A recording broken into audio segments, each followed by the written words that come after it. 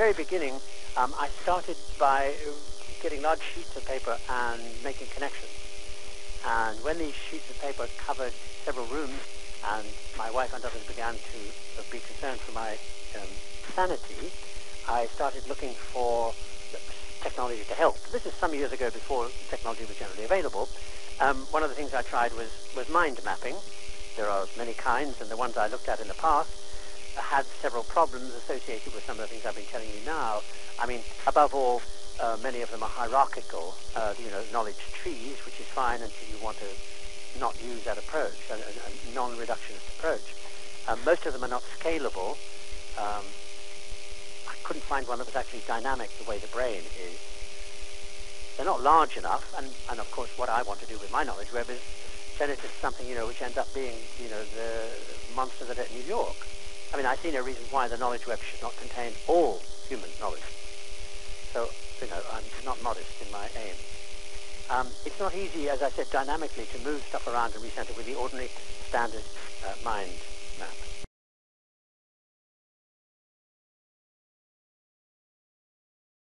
Okay, and now we get to the guts of it. Here, hooray, hooray, at last, is the brain. Now, I like Brain 3 because it's just a personal preference. One of the things I like about Brain 3 is it makes it easy for me to remain, maverick. You'll gather from the first half of my presentation, P.S. there's that length to go again in case you want to go to the toilet or actually just switch off. But I'm keen on non-hierarchical. I'm not interested in trees because that's not how life works. I mean, I believe that we are taught, subject materials in subjects at school because ultimately that's easier to grade. In fact, if you look at any aspect of any subject or anybody's life or whatever, it is not hierarchical. We bump into people, subjects bump into each other. I hope to show you some examples in a minute. So anyway, here is my Web 3, and here's Newton, and the white lines lead out to all his major links on this web, and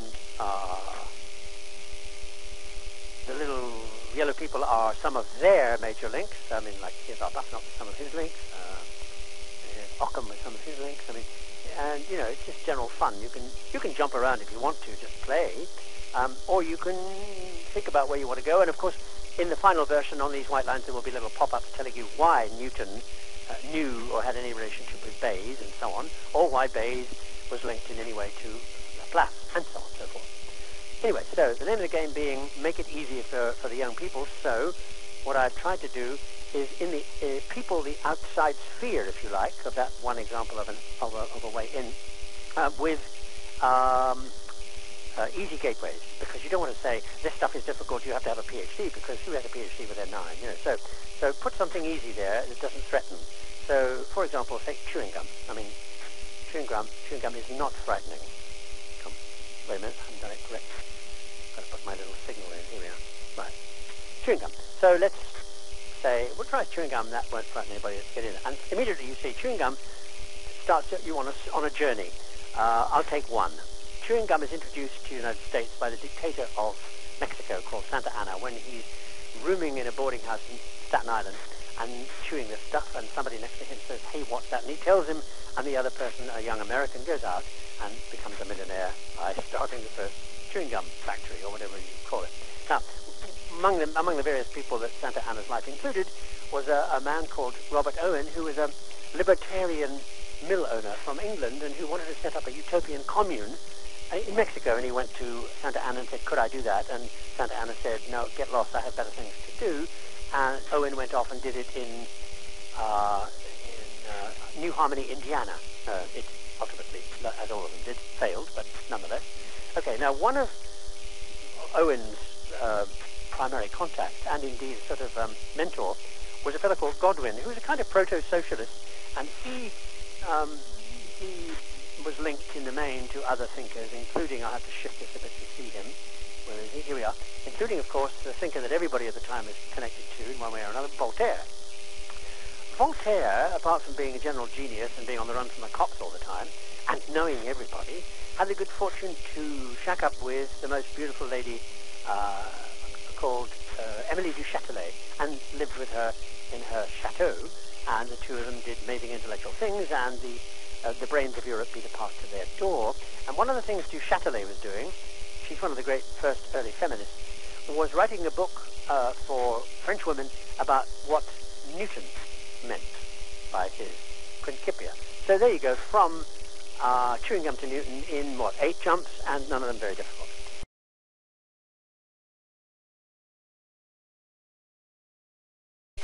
The other thing I want to do with this technique and using the brain in this way, which you can do, and as you see, it's dynamic and you can add anything you like to it and it never stops growing, is to say, take a look at when you take a journey on this web, you see immediately what I was trying to say earlier, that that things do not exist in neat, discrete, subject-oriented taxonomies or chunks. I mean, you start with something like at school with somebody like Mozart, and you're going to go on to deal with music, aren't you? Well, there are many other things besides music that you get involved in if you use this kind of brain approach. Mozart, short story here, Mozart stole the idea of the Marriage of Figaro from I'd argue, fifth-rate French playwright called Caron de Beaumarchais. And the reason Caron de Beaumarchais matters to you Americans is because he was the guy that the king got to launder all the money, and by all the money I mean enough to bankrupt the French state, all the money, ships, guns, uniforms, sailors, soldiers, ammunition, across the Atlantic to you Americans so that you could fight the war against us Brits and win. And of course we would say without Beaumarchais you would not have won. Anyway, because of what he did, Beaumarchais, naturally enough, was a very, very good pal of Thomas Jefferson. So Thomas Jefferson, again, another libertarian fellow, he tried to get, for example, the death penalty taken off the books in the state of Virginia and failed by, I think, 1 vote.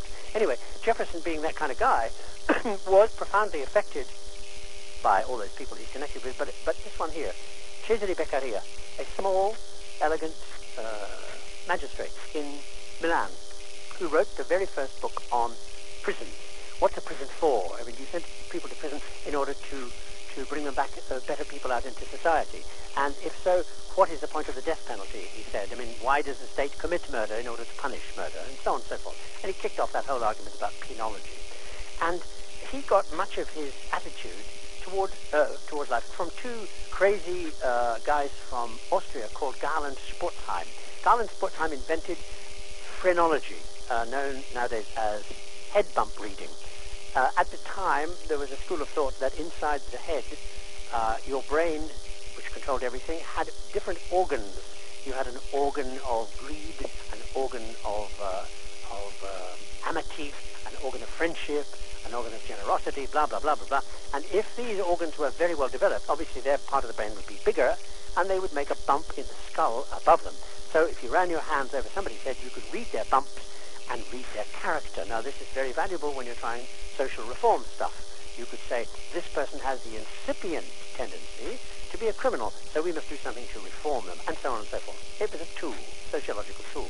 And as such, it appealed greatly to this guy down here, a fellow called Follen, who was a German radical, and he got himself into trouble, I can't remember, something violent, and was hauled up before a judge called E.T.A. Hoffmann.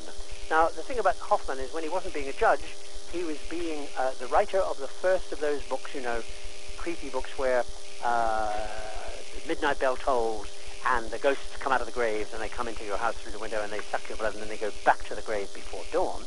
And he was tremendously successful with his tales, Hoffmann, and appealed mightily to a writer who went on to do similar kinds of things in English called Edgar Allan Poe, well-known author and drunk. And Poe had a great fan, and I think one of his ideas was used by the composer Rachmaninoff. Rachmaninoff was at a party in Long Island one day at the beginning of the 20th century, and he met another young Russian immigrant who impressed him so much he gave this guy $5,000, which back then was a fortune, thus enabling this young man, Sikorsky, to develop the world's first fully functioning commercial helicopter. So you see Mozart to the helicopter in, 15 jumps, not one of them, well, yes, one of them music, but not the rest.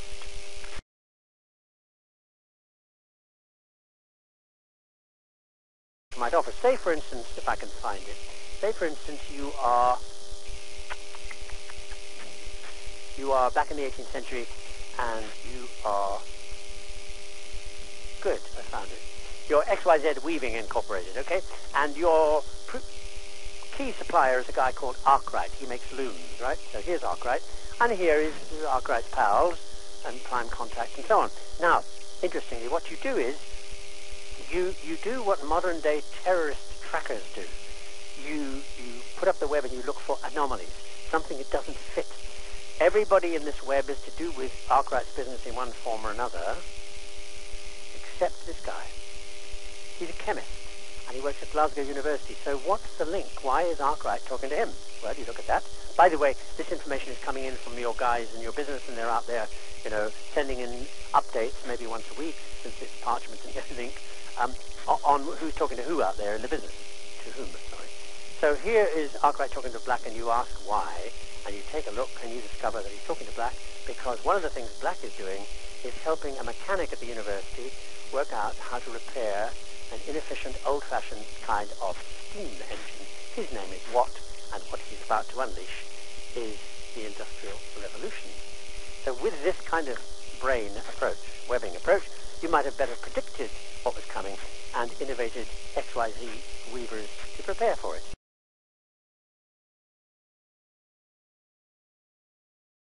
I mean, one of the things about the web is that you would have Santa Anna and his link to Owen. Santa Anna has a number of other connections. Let me find him again here. Santa Anna. Here's Santa Anna, and you see that Robert Owen is only one of his connections. There are a number of others, which are, I suppose, historically, in terms of his immediate impact on the world of the time, stronger, and Owen might be a weaker. Nonetheless, Santa Anna interacted with Owen on a matter of some importance because Owen was not able to do what he wanted to do. And Owen himself, was a major player in the liberalization of, raw early 19th century capitalism. Owen was the guy who, said he wouldn't employ a child younger than 10, and he actually changed their bedding once a week, and they actually washed themselves, and they actually went and learned something in a school in his factory, kind of for an hour every year. Well, better than that. So, Owen himself is quite a man. Look at Owen. Look at Owen's linkages. This is kind of mover and shaker. So the fact that Owen and Santa Anna meet, in terms of each man's life, may, in the old reductionist sense of the word, not be at the core of what you would do when you represented those two guys' lives. But they interacted in a way that was meaningful and had a powerful effect on history, even if it's only chewing gum.